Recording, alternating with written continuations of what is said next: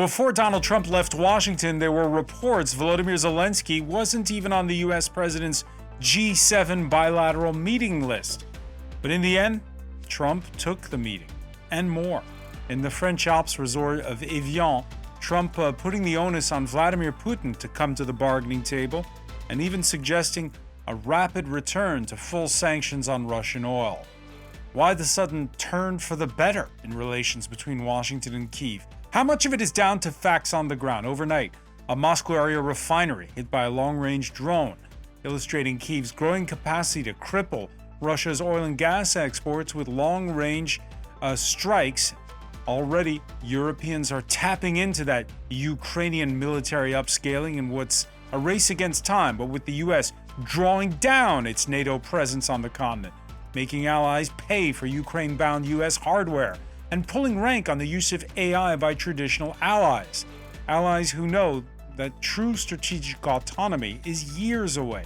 Hence, summits like this one, where even after an Iran war they didn't ask for, is for the other 6 members of the G7. Their primary job, is to say critics, is to placate the President of the United States. Today in the France 24 debate, is Ukraine back in Washington's good books? With us from Kyiv, France 24, correspondent Gulliver Cragg. How are you?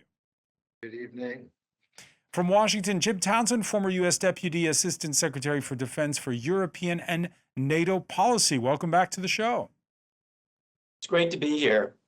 From Cambridge, Massachusetts, Mariana Bujurin, Research Associate at the Massachusetts Institute of Technology's Center for Nuclear Security Policy. Good to see you again. Thank you for the invitation. And good to see Andrei Dietrich, Senior Analyst at the European Union Institute for Security Studies think tank. Your upcoming report is called? Empowering Ukraine. Empowering Ukraine.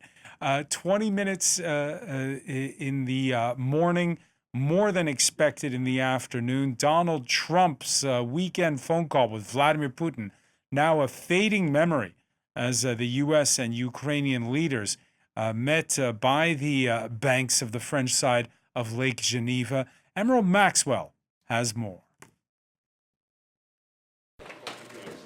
Handshakes and hugs for Ukraine's Volodymyr Zelensky, as the G7 summit held a special session aimed at bolstering support for his beleaguered nation after 4 years of full-scale invasion by Russia. After the roundtable, Zelensky sounded an optimistic note. It's great that everybody is understanding. Yeah. And it's that Russia is not winning, and we have to push Putin to end this war. This is so important. As US President Donald Trump touts an apparent deal between the US and Iran, Kyiv's allies are pushing hard to get ending the Ukraine war back to the top of Washington's priority list. After a meeting with Zelensky Tuesday, Trump said that Putin should make a deal and that the US will soon be able to reimpose sanctions against Russian oil after temporarily easing some of them in March as crude prices sharply increased with the Strait of Hormuz closed. Well, soon we'll be able to do that because the oil is now flowing. So we took sanctions off because obviously we're not looking to impede the oil. So we're in a position to do that soon. The war is Europe's largest armed conflict since World War II, and it's now outlasted World War I. European leaders are keen to see it end soon, but on Kyiv's terms, not Moscow's. And with Ukrainian forces enjoying recent success on the battlefield, that's been looking increasingly possible. Ukraine is doing better now, regaining territory, that the sanctions are having a real impact on Russia, and a real sense that now is the moment for all of us as a G7 to ramp up the pressure. Those sanctions are now set to be deepened, particularly on Russia's so-called shadow fleet of oil tankers and its energy exports. Europe, meanwhile, also committing additional air defense support in the wake of recent Russian strikes that killed 11 people and damaged a UNESCO landmark religious site in Kyiv. Mariana Bujurin, you heard in that report that clip of Donald Trump speaking in the company of Emirati President Mohammed bin Zayed saying, well, now that we've solved Iran, the oil sanctions are going to be back on Russia. Were you surprised to hear that?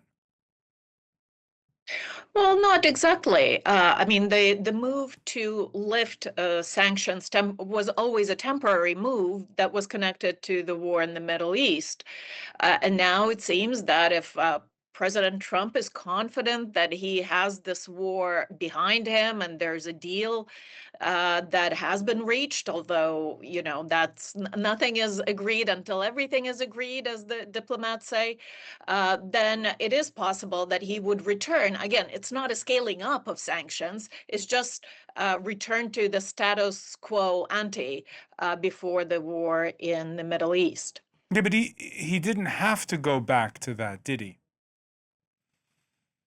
No, he did not. But clearly, there is a shift in the White House where, again, the President Trump seems to be set to want to participate in the ending of the war in Ukraine in some way, right? To have that as another one of his medals for ending world conflicts, even if sometimes those are the ones that he himself has started. And so this is kind of a welcome return of U.S. involvement, of U.S. attention to the Russo-Ukrainian war. And now that that President Zelensky has had an opportunity to present his case from evidently more of a position of leverage, given Ukraine's advances not advances, I should say, but at least a stronger position on the battlefield and a stronger position vis-a-vis deep strikes and mid strikes against Russia, then perhaps this is, one of those rare moments of prudence that we see from President Trump. Yeah, and of course, over in Moscow, they view it differently, or at least they're spinning it differently. Let's take a listen as to Volodymyr Zelensky's offer to meet directly with Vladimir Putin. Here was the response from the Kremlin spokesperson.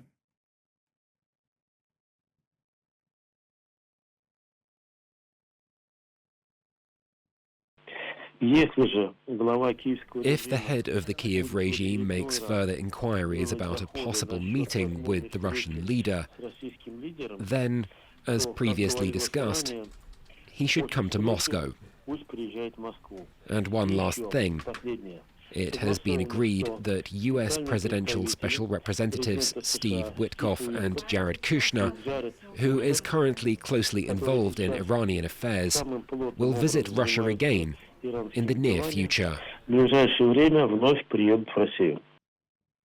the future, of course, no date set, but you get the sense, listening to that, Jim Townsend, that the Kremlin is confident that a good meeting with Volodymyr Zelensky won't last long in his mind, and that we'll go back to those discussions between Washington and Moscow. Do you share the Kremlin's sort of confidence that this is just a passing thing?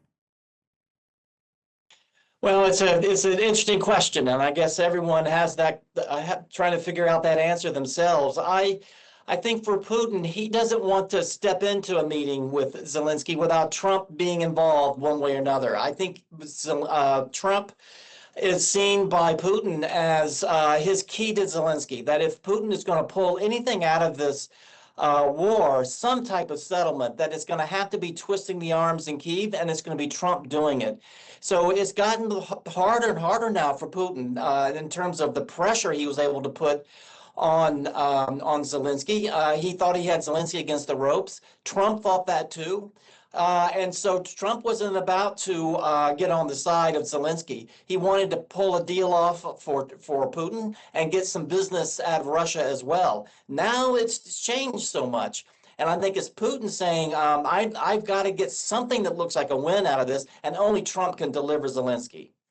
Yeah, there was that phone call, Andrei Dietrich, on Sunday between the U.S. and Russian presidents on the day of Donald Trump's 80th birthday.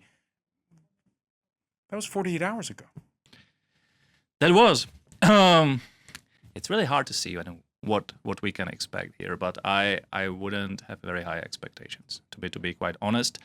Mariana is right. I mean, if the Trump administration pulls through and they reinstate the sanctions, That's certainly a welcome move. And I agree that this was not a given. I believe that the administration had to be convinced by the other G7 leaders, whoever else, that Russia... Because it was a three-way meeting this morning. Are you suggesting that it was Emmanuel Macron and Keir Starmer? I can only speculate, but I think the line of the other G7 leaders was, look, Russia now has collected this very nice windfall of the oil that it was able to sell, but actually it is weakened. Look at the battlefield. Look at what Ukrainians are doing. Now is a good time to actually increase the pressure on Russia to force Vladimir Putin to the negotiating table and negotiate the peace that the Trump administration declares and the president himself declares to be very much interested in. Yeah, there's reading the room in Evian, and there's looking at the day's news from the battlefield. Production at a standstill at the Moscow area's largest fuel supplier. This after a Ukrainian drone attack overnight knocked out more than half the Gazprom Neft refinery's operating capacity. These are images that were verified from social media by the news agencies. Meanwhile, Russian oil producer Tatneft announced nationwide caps on purchases at its stations. This following the attack on its big facility in Tatarstan province last week. Tatarstan, 2,000 kilometers away from the Ukrainian border. Gulliver Craig, is it about, again, Ukraine showing strength and Donald Trump likes the side that's strong?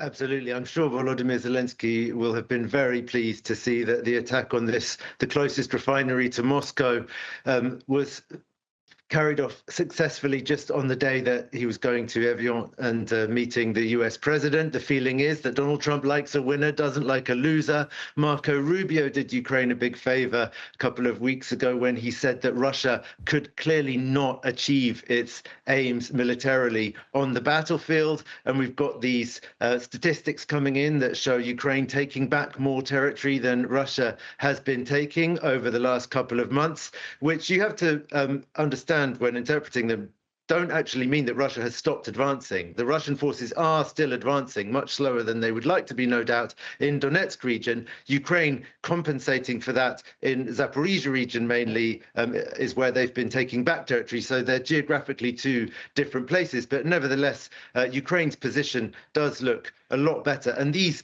visually very impressive strikes on the Russian refineries and ports, I think, are exactly what Zelensky thinks he needs for his communication, both with people here in Ukraine to keep morale up and with the Americans. And they are genuinely doing damage to the Russian economy, though that is very easy to exaggerate. Just today, I was hearing an energy analyst on the radio saying that this is serious, but only if we keep up the very, very intense rhythm of these attacks on these far-flung refineries. I think there's an assessment that they maintain Russian capacity at an average of about minus 20% compared to if the attacks weren't happening, which is significant, but you might say crippling is putting it a bit too strongly when talking about its effect on the Russian economy. And a country that produces so much oil and gas. Of course, Ukraine's getting it too. Repairs continue this Tuesday after the strike that damaged Kyiv's 1,000-year-old landmark Dormidian Cathedral that you were reporting on, Gulliver. Complete restoration could take 2 years. Overnight and this morning, more attacks incoming across Ukraine, like the strike against a shuttle bus in the Korabelny district of Kherson in the south. One killed there. It was interesting, Gulliver, in that report to hear the clip of Volodymyr Zelensky. He's talking about his goal being getting to the bargaining table. Was that just lip service for Donald Trump, or is that genuinely what he wants? Well, I've been listening to Volodymyr Zelensky's voice messages that he sends to the Kyiv press corps, and it seems to me that he's actually putting more emphasis on the more concrete things that Ukraine is hoping to get from its G7 allies. Certainly, they're talking about bringing Russia to the negotiating table, but I think that realistically, they think that that's still some way off, and they're talking very much more concretely in very urgent terms. And Volodymyr Zelensky was saying it yesterday before he even left Kyiv when he visited visited that damaged cathedral. They need more ammunition for their air defenses. And according to Zelensky, he managed to get promises from all of the G7 members. I guess that means including the Americans, but I don't know the details of it, that they would be providing that and also providing support for Ukraine to prepare for the coming winter. I know it's only June, but people here are very worried about how the next winter is going to be with the energy grid already severely damaged and more attacks likely. So when you're talking about trying to resupply, it's what? It's getting ammunition and what else? Well, they need ammunition for Patriot systems in particular, and I think that if they can get more actual systems, whether Patriots or IRIS-T, everything they can get is very, very welcome. They had a real dip in their capacity to intercept missiles, which we saw not in the most recent strikes on Kyiv, but in the one before that, about 10 days ago, they had a very, very low ratio of interception of the long-range missiles, the hypersonic missiles in particular, and the ratio was much better in this most recent attack. I think that 7 out of 8 Tsirkon hypersonic missiles were shot down. And Zelensky said afterwards, I wasn't going to tell you that in advance, but the reason we did better is because we received more ammunition. So I think he's able to both show exactly what the effects can be when they get more ammunition, but also show that they need these missiles for the Patriot systems to be coming in all the time because they need to use a lot of them as Russia is increasing its production of these missiles and the number that it's able to fire with each one of these massive attacks. So, Andrei Dietrich, Patriot missiles used in the Gulf, used in Ukraine. Exactly. Are there enough to go around? The queue gets very long. But one particular issue that apparently was discussed today was licensing the production of these PAC-3s, these interceptor missiles. And yes, as was mentioned, Ukraine has a spare production capacity. Germany is looking to build those interceptors as well. So that would be one very concrete contribution, and this is a real vulnerability that Ukraine still has. Looking to build them between the time you conceive them and the time that they come out of the factory. How much time do you need for something like this? That is going to take some time, but at the same time, I think we really need to take a longer picture here. Even if there is a ceasefire agreement tomorrow, which there will not be, the threat of a renewed conflict will remain, and Ukraine will need to build more deterrent capacity, and this is a way to go. The deterrent capacity, not just of the United States, but of all the G7, also weighing against Russia, stepped up seizures of so-called shadow tankers by the likes of Britain and France. This one by the UK in the Channel over the weekend. The captain of the Cameroonian flag, Smirtos, an Indian national, charged with violating sanctions while the French president hosts his G7 counterparts in Evian, north of Paris, the big annual Eurosatori weapons trade fair in full swings, and no point for guessing which nation is the star of the show there. Today, the best drones and the best long-distance surface-to-surface missiles are Ukrainian, so they have managed to find a way to invent the means allowing them to be on an equal footing with the Russians. And if the Ukrainians had not made this effort of inventiveness, certainly they would have been beaten.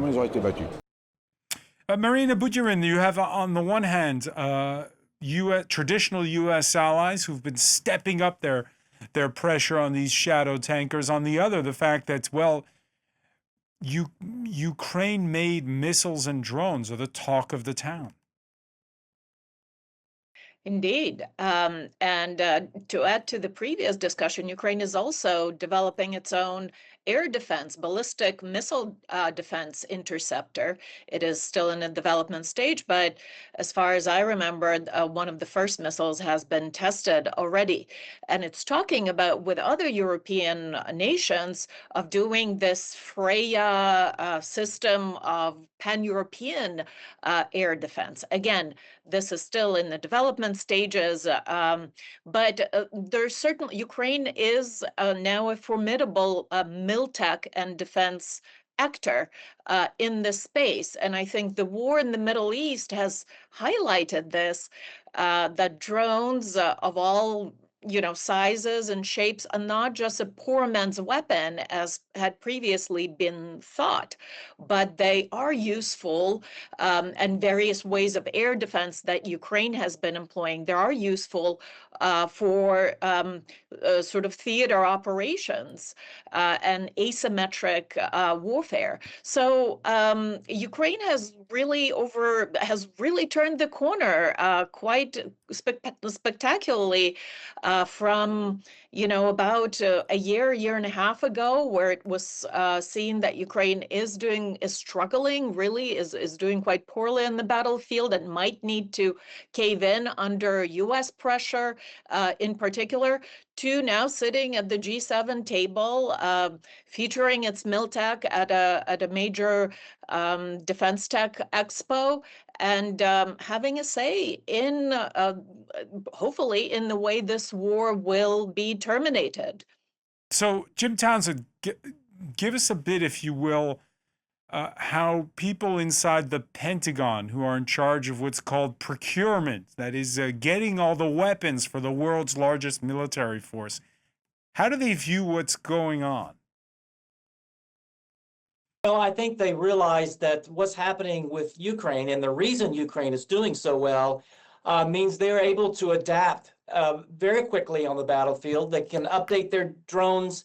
They can do it without sending it out to a contractor. They can do it right there. But whether it's drones or it's other types of robotics and other bits of Miltech, this is being done very fast and within the Ukrainian industry. Although I have to say there is Western industry involved with them too. They're there, but this is mainly being done by Ukraine. And so in the Pentagon, they see that there's got to be a very radical change in how the U.S. goes about working with contractors on the battlefield. How can we turn quickly?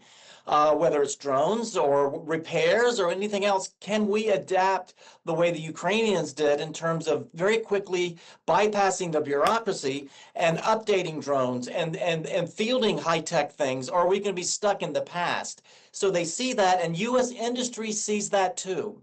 And the legacy U.S. industry are under a lot of pressure to change the way in which they produce weaponry, which in the past has to be returned to them to be upgraded or to be fixed. And so there is a great revolution going on now in the Pentagon in terms of procurement and also in U.S. industry trying to move more quickly the way Ukraine does. So this is really upending things in the Pentagon. And does Donald Trump, when he goes into a meeting with Volodymyr Zelensky, have that in mind?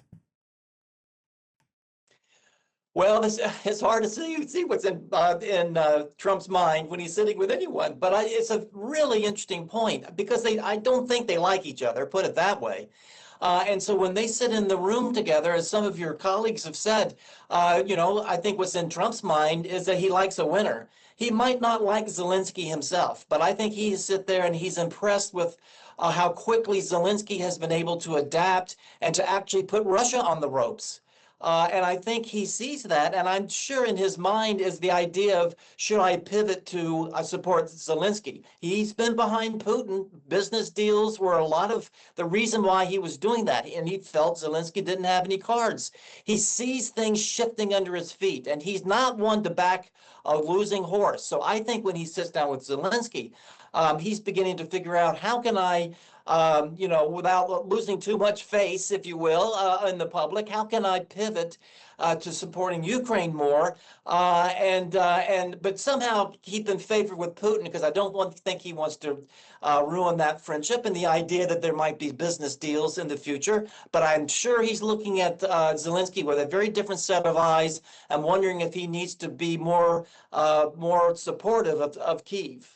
And by the way, those are live images that we're watching there from the G7 summit in Evian, a family photo for the guest nations involved. And you saw at one point there Volodymyr Zelensky walking alongside the Indian Prime Minister, Narendra Modi, coming out for that photo ahead of the state banquet. And there you see the U.S. president in the company of the French First Lady ahead of that state banquet that's going to be taking place. While it's all happening, Gulliver Crag, we have a bit of a breaking news story. Just want your reaction to this. The British military investigating reports that a Russian warship fired warning shots at a UK-registered yacht in the English Channel. Russia, which in the last minutes has said that the yacht got a little too close. It fired the warning shots and the craft sailed away. It hadn't responded. But I guess it shows just how volatile all the waters are in Northern Europe. Well, that's the first I've heard about that, so I don't really know how to interpret it. Maybe it is exactly what the Russians are saying. Maybe there's more to it. We'll have to wait and see what details come out.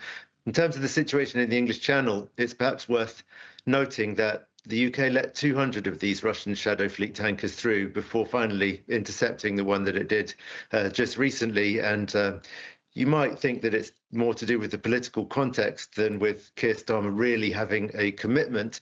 Ukrainians are very much hoping that this will be the new normal and that these tankers will continually be intercepted by Britain and other countries. But it still very much remains to be seen. Andrei Dietrich, with the stepping up, and it's not just Britain, it's also France that have stepped up the seizing of these shadow tankers. How far does it go? Well, I think it's actually a pretty interesting development. I can't really speculate what's behind it. Indeed, the English Channel is, I think, one of the world's busiest waterways, and certainly a path that a lot of these Shadow Fleet vessels in the service of Russian state take. But it's not just the UK, as you said. It's France, it's Sweden. So we see this kind of coalition of nations taking a more assertive approach. By the way, the US had seized or boarded a couple tankers, also perhaps for slightly different reasons. It had something to do with Venezuela, right? But we see this kind of more assertive approach. Why now? Because that's the question Gulliver was asking. Why now? Why now? Well, if we leave the domestic politics aside, I think it sort of shows a real focus and shift of focus and sort of more confidence in terms of going after the Shadow Fleet, which undermines the global maritime order. And there are various measures, and actually the EU is very active here as well. We have the 21st package, right, now being discussed, which further targets the Shadow Fleet. The UK does the listings, others do as well. So we've seen a real development, and this is just one element of it. And Maria Bugirin, why is it now that again this crackdown is happening? What was it? Timidity on the part of allies beforehand, or are they pushing it to a point where, it could spin out of control? Again, this moment of tension, it seems to have passed in the English Channel this Tuesday evening. Could it foreshadow something more serious?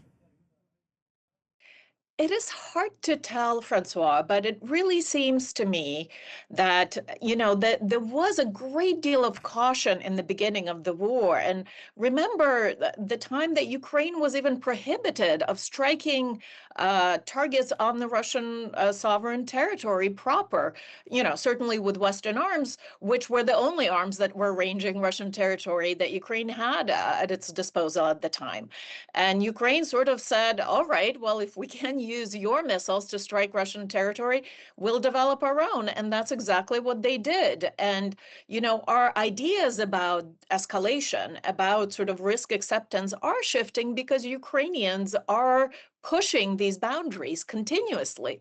So, I suppose it's hard to watch as, Ukraine is striking all these oil depots and all this oil infrastructure and basically obliterating Russian Black Sea fleet in and around Crimea, and then not being too timid to intercept a tanker that's already under sanctions, right? That's already, should be intercepted under normal circumstances anyways. So perhaps, Western powers, of course, there's a different issue there because those countries are NATO members, and there is an extra caution on their part not to begin any sort of direct, even conventional conflagrations with the Russians for the fear of possible, nuclear escalation at that point, or dragging the alliance into sort of a direct conflict with Russia. But I think, everyone over the past 4.5 years has adjusted their understanding of what is acceptable or not, of what is risky or not. And again, I think, Ukraine is leading for obvious reasons. It's fighting for its survival.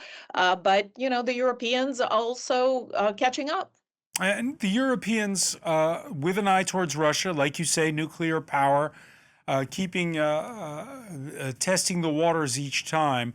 But they're also having to scale up in a hurry with an eye towards the United States, what with Washington, well, to a degree, disengaging from NATO. Last week, German daily Die Welt, as well as the New York Times, reported on plans communicated to allies to reduce U.S. fighter jets and warships on the continent, crippling the alliance's ability to carry out reconnaissance and long-distance missions. And while the U.S. draws down troops permanently stationed in Europe, France signaling its impatience with a next-generation tank project with Germany that is 10 years behind schedule. 10 years. That's on top of last week's killing of a next-generation stealth bomber that was supposed to be jointly made by Berlin and Paris. Among those invited to this G7 summit, Egypt, India, Qatar, the UAE, all customers of the French-made Rafale fighter jet. According to the Financial Times, the French courting the Emirates to finance their next-generation stealth bomber now that the SCAF project with Germany is once and for all defunct. So there's this idea that the Europeans are trying to scale up André Dietrich, but they're not getting along amongst each other when it comes to, you heard Jim Townsend talk about procurement and production, that they can't produce it themselves?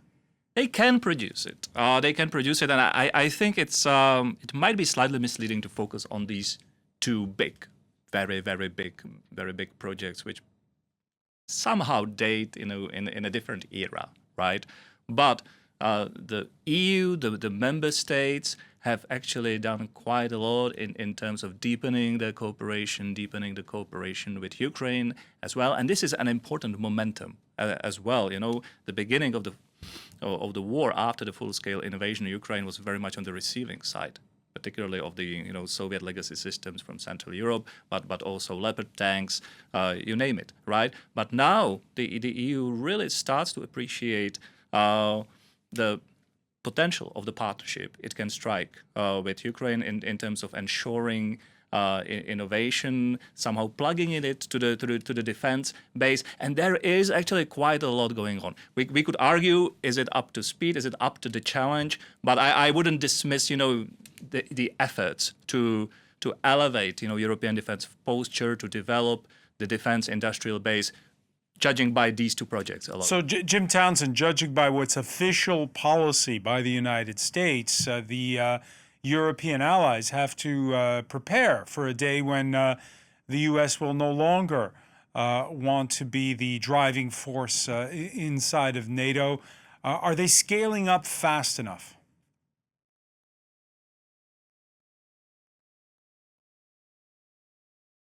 Jim Townsend?